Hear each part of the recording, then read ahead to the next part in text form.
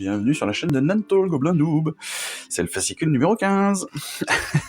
Ouais, ça m'amuse de plus en plus de faire comme ça. Donc on va voir. Aujourd'hui, dans le fascicule numéro 15, on a 3 nouvelles figurines. 3 nouvelles figurines Stormcast avec des socles de 40, si je me trompe pas. Donc ça, c'est plutôt classique pour les Stormcast.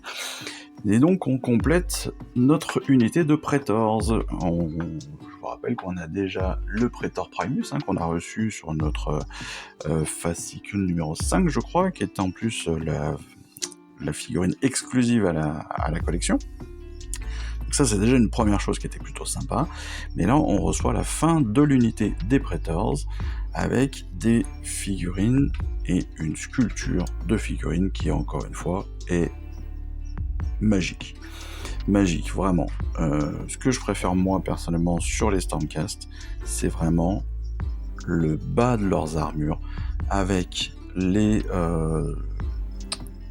cordelettes, les petits fanions, la cotte de maille, les genouillères là en forme de lion. Enfin, voilà, je trouve ça vraiment très très beau. Et puis leurs haches là aux Praetors, elles sont vraiment très belles.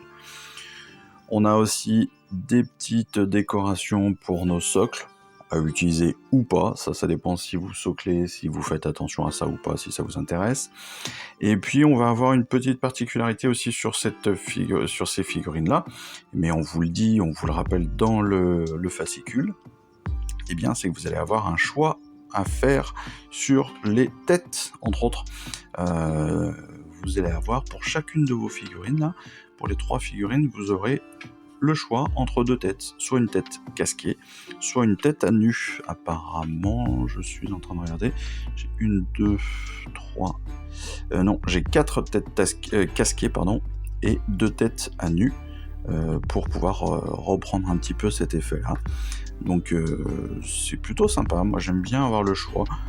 Ça permet tout bêtement de ne pas avoir exactement les mêmes figurines tout le temps que les autres. Et je trouve que c'est plutôt sympa. Voilà, encore une fois, on est sur des figurines magnifiques. Bon, on verra l'assemblage ensemble de toute façon, mais on est vraiment sur des trucs super bien. Les capes vont être géniales. Moi j'adore les capes. J'aime beaucoup peindre les capes. J'aime bien ces grands aplats comme ça à peindre, je trouve ça très sympa. Et pourtant, il n'y a pas de décoration dessus. C'est vrai que les capes, par contre, sont presque simplistes, cette fois-ci.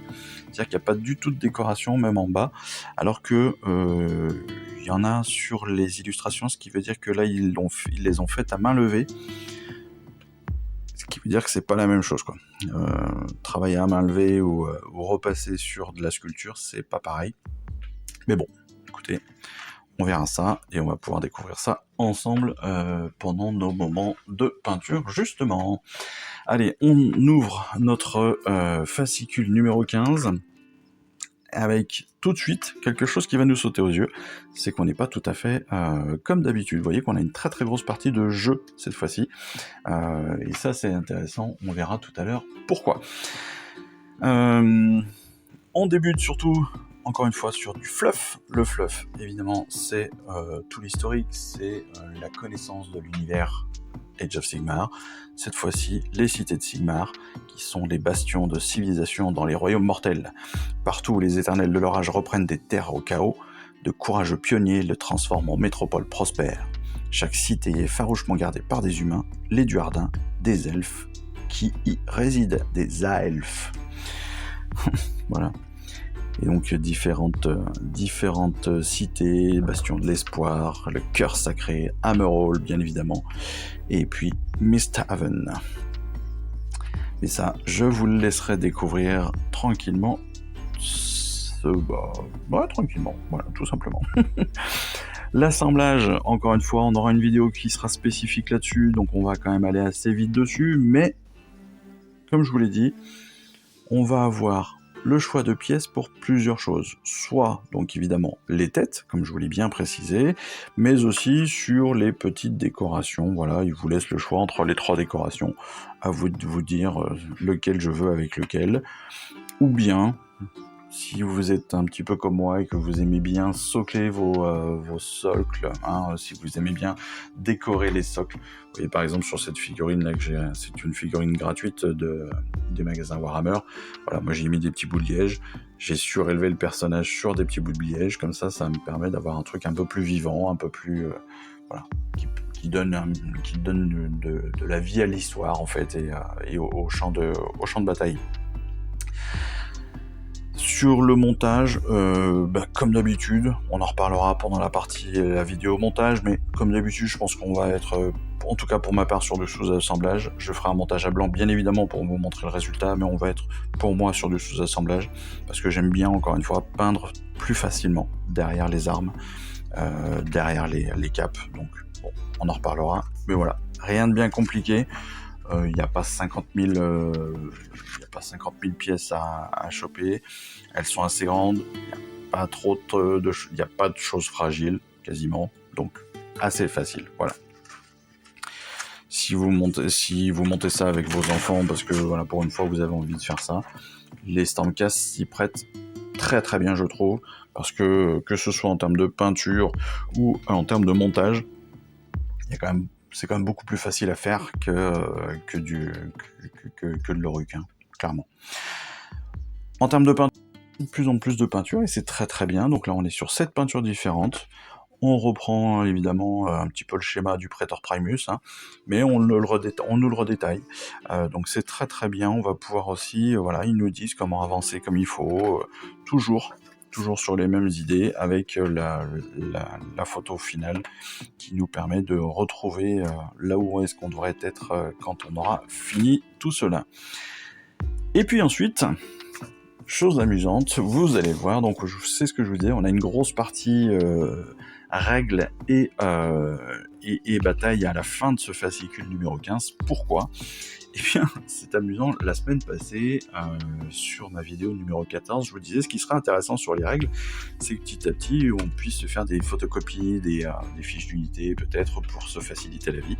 En fait, je crois qu'ils m'ont entendu, hein, ou alors les grands esprits se rencontrent, mais clairement, en fait, là, ils nous ont repris les fiches d'unité sur des pages, entièrement, donc voilà, en fait ils nous disent que à partir de maintenant on va commencer justement à utiliser les vraies chartes d'unité complètes, donc ces premiers éléments sont en effet les premières chartes d'unité complètes qui vont être utilisées tout au long de nos parties, avec en plus quelques informations au verso pour compléter tout ça et nous faciliter la vie. Mais pas seulement, en termes, alors c'est pas vraiment des règles, c'est plus en effet de la base, l'information de base, ce sont les mots-clés. Vous le verrez, sur vos fiches d'unité, vous allez retrouver tout en bas de vos fiches d'unité des mots-clés. Donc on va tourner la page, évidemment. Sur notre chaman vasomancien, par exemple, on a toute une liste de mots-clés ici. Destruction, clan guerrier, Oruc, Cruel Boys, héros, sorcier, chaman vasomancien, grotte touilleur. Voilà, en fait, tous ces éléments vont permettre de retrouver déjà très facilement vos fiches d'unité. Ça va vous permettre potentiellement de les classer si ça vous amuse, mais c'est pas ça le plus important de ces mots-clés, c'est surtout que ça va vous permettre de vous faciliter l'utilisation des aptitudes, entre autres, des différentes unités qu'on a. Je m'explique. Ici, on a un vindicteur, donc les mots-clés ordre, éternel de l'orage, fulgurant, rédempteur, vindicteur. Ordre, évidemment, ils font partie de la grande alliance de l'ordre. Éternel de l'orage, ce sont des Stormcast, donc pas de souci là-dessus, on a bien retrouvé leur unité. Fulgurance, parce qu'ils sont vêtus d'une armure fulgurante. Et potentiellement, le fait d'être armé, hein, de porter cette armure fulgurante, va amener des caractéristiques spécifiques avec un magicien, avec un héros, voilà. Et en fait, c'est pour ça que ces mots-clés existent. Le rédempteur, par exemple, c'est justement qu'ils font partie du conclave des rédempteurs et qui préfèrent combattre l'ennemi de front. C'est pas des gars qui vont aller taper à distance. Vindictor, c'est leur nom d'unité, pas de souci là-dessus. Voilà, on va retrouver comme ça des éléments qui vont en fait nous aider à pouvoir utiliser nos figurines. On nous donne 2 exemples ici. Le boss qui tue, par exemple, a une aptitude qui s'appelle « Ça fait partie du plan ». L'intitulé est le suivant. Si une unité de Cruel Boys amis rate un test de déroute alors qu'elle est à 3 pouces d'une ou plusieurs unités amies ayant aussi cette aptitude, une seule figurine de l'unité fuit. Ce qui veut dire que si une unité de Cruel Boys est à 3 pouces d'un boss qui tue, d'accord, eh bien, entre autres, d'un boss qui tue, mais bon, comme ça fait partie du plan, eh bien, si les éventreurs ratent leur jet de déroute, s'ils ratent le test de déroute, eh bien, au lieu de faire fuir, je ne sais pas, X figurines, il n'y en a qu'une seule qui fuira. Ça peut être hyper intéressant. On se rappelle d'une des batailles je crois que c'est la bataille numéro 11, où sur un tour, les éventreurs avaient perdu 3 ou 4 figurines d'un coup, et en plus, sur la déroute, on avait perdu 3 de plus, je crois. Donc ce qui fait que sur une unité de 10, il s'était retrouvé à 4 ou à 3 ou à 4 derrière, ça fait très très mal, quoi. Alors que là, justement, si on n'en perd qu'un, bah, c'est plutôt cool. Pareil, Seigneur Impérator et son Griffdog, lui, il a une aptitude qui s'appelle Guidé par la foudre. Une fois par tour à la fin de votre phase de mouvement, si une ou plusieurs unités amies ayant cette aptitude sont sur le champ de bataille, vous pouvez dire qu'elles vont guider l'arrivée des guerriers de Sigmar.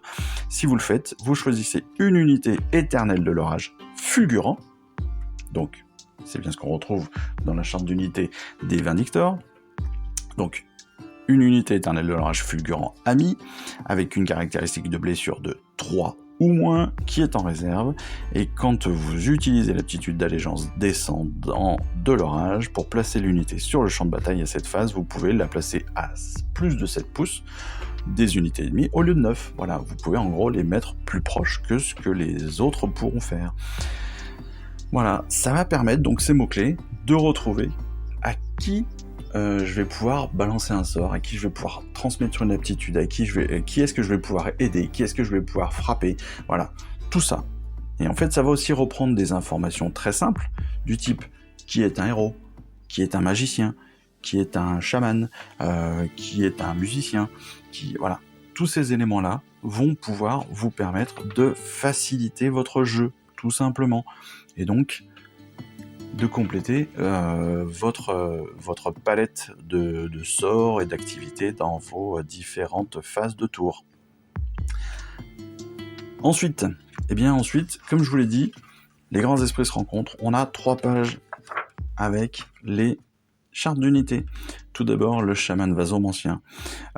C'est notre première charte d'unité qui va être complète, si je ne me trompe pas. Les sorciers ont tous les aptitudes bouclier mystique et très magique. Utilisez les règles de ces aptitudes présentées dans des règles plus détaillées figureront dans pour le super. Vous utiliserez donc utilisez les chartes d'unité. Vous utiliserez ces chartes d'unité pour le reste de vos aventures dans Stormbringer. Quand vous combattez, gardez les chartes de vos unités à portée de main pour les consulter facilement. Ce qui veut dire que là, la charte d'unité du chaman est complète et qu'on va pouvoir l'utiliser tout au long de la collection Stormbringer. Super. Donc on a enfin le nombre de blessures correct, le mouvement correct, la sauvegarde, la bravoure, les différentes armes, les différentes aptitudes qui sont non seulement correctes, mais complètes. Donc on va avoir vraiment des jeux maintenant qui vont être de plus en plus intéressants.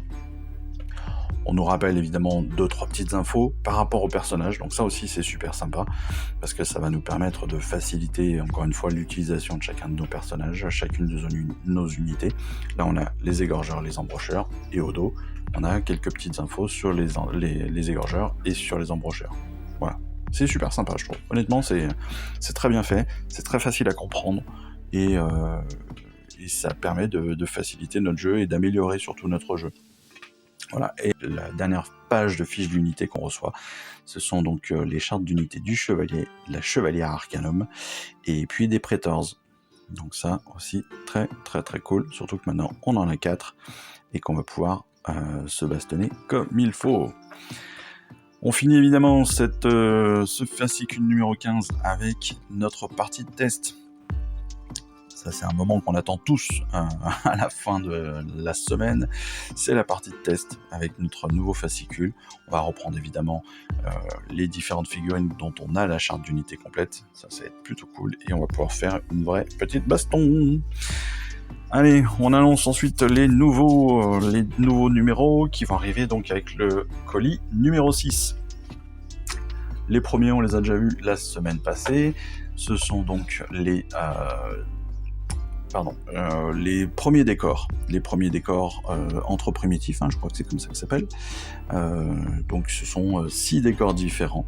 Vous voyez, on a des cristaux, on a du feu, une bestiole bizarre là, qui sort de la terre, on a une marque gluante, et puis donc les 2 squelettes là, qui sont plutôt sympas d'ailleurs, je trouve, honnêtement. Je les trouve plutôt très très beaux ces décors. J'avoue que je suis assez fan des décors, donc c'est pas compliqué non plus pour moi. Et puis le numéro 17, 2 nouvelles peintures. Alors, une peinture l'Abaddon Black, donc ça c'est du noir pur et dur, et puis une peinture assez spécifique. Vous le savez, j'en ai déjà utilisé, j'en ai déjà parlé dans mes vidéos de peinture. C'est un shade. Les shades, encore une fois, ce sont des peintures très liquides, presque des huiles très liquides en fait, qui vont permettre d'ombrer nos figurines, d'ombrer nos décors, d'aller en fait se mettre dans les petits coins. Si vous regardez bien en fait l'illustration sur le 16, vous allez voir qu'il y a des parties grisées là, entre autres sur les squelettes. C'est pas des parties qui sont peintes comme ça à la main, ce sont des parties qui sont vraiment assombries, on va dire, avec ce type de peinture là, avec des shades comme ça. Et c'est hyper pratique à faire, c'est très très simple à faire, et vous verrez que ça donne un effet complètement différent à vos figurines. Mais pas seulement, donc là on aura aussi le 18 et le 19 qui seront compris. Malheureusement, pas de nouveaux jetons de blessure, c'est toujours aussi dommage. Par contre, pourquoi est-ce que personnellement j'attends avec impatience ce colis numéro 6 ? Eh bien, vous le savez, moi je suis abonné en version premium. J'ai dit dès le départ, voilà, je fais un gros effort, c'est un effort financier, c'est 2 € de plus par mois par numéro. 2 € de plus par numéro, plus simplement. Ce qui veut dire 8 € de plus par mois. Mais, avec le numéro 6, avec le colis numéro 6, je vais recevoir Krondys, le fils de Dracothion. Et là, croyez-moi, si vous ne connaissez pas encore bien AOS, je crois que vous n'êtes pas prêt par rapport à la figurine. La figurine est follissime. C'est un énorme dragon qui est magnifique. On verra ça dans la prochaine fois. Le prochain colis, vous verrez, ça va être extraordinaire. J'attends ça. C'est même plus Noël, là, c'est Noël, Pâques, anniversaire, c'est tout en même temps. Ça va être génial. Je suis trop content. En tout cas, vivement le mois prochain. Et le mois prochain, c'est très bientôt, parce que le colis part normalement le 6 juin. J'ai vu ça aujourd'hui. Il devrait être en tout cas en préparation au 6 juin, donc pareil, une réception, je l'espère, aux alentours du 10-12, mais j'ai vraiment hâte de le recevoir, celui-ci. C'est le premier premium qu'on reçoit de la collection, donc ça devrait être assez énorme. Ce que je vous dis, Krondys, il est fantastique, c'est un dragon qui est magnifique, voilà. Bon, bah écoutez, c'est tout pour aujourd'hui. On se retrouve bien évidemment pour le montage de nos prétors, pour la peinture, et puis pour la partie de bataille sur cette semaine. Et en attendant, bah écoutez, je vous souhaite une excellente journée, une très très bonne semaine, et puis je vous dis à très vite, et je vous embrasse. Allez, ciao, bye bye. Je vous remercie d'avoir suivi cette vidéo. Si ça vous a plu, eh bien abonnez-vous, lâchez un petit like et un commentaire, et suivez-moi sur Instagram où je poste régulièrement des photos de mes dernières réalisations et dernières peintures. Et puis comme il est maintenant de tradition sur la chaîne, je vous souhaite une excellente fin de journée, et surtout, lisez bien, collectionnez bien, assemblez bien, peignez bien et jouez bien. Allez, je vous embrasse, et puis je vous dis à très vite. Allez, ciao, bye bye.